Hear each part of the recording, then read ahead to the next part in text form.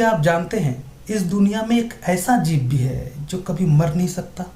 नहीं, यह कोई कहानी नहीं बल्कि समुद्र की गहराई में छिपा एक वैज्ञानिक सच है। मिलिए टिरोप्टोप्सिस डोर्निसी, जिसे दुनिया इमोर्टल जेलीफिश के नाम से जानती है। यह नन्ही सी जान कुदरत के नियमों को चुनौती देती है। जब यह जेलीफिश बीमार होती है या बूढ़ी होने लगती है तो यह मरती नहीं, बल्कि यह अपनी कोशिकाओं को फिर से जवान कर लेती है और वापस अपने बचपन की स्थिति यानी पॉलिप में लौट जाती है। इसे विज्ञान की भाषा में ट्रांस डिफरेंशिएशन कहते हैं। इसे आप ऐसे समझ सकते हैं जैसे कोई तितली वापस कैटरपिलर बन जाए या कोई बूढ़ा इंसान वापस बच्चा।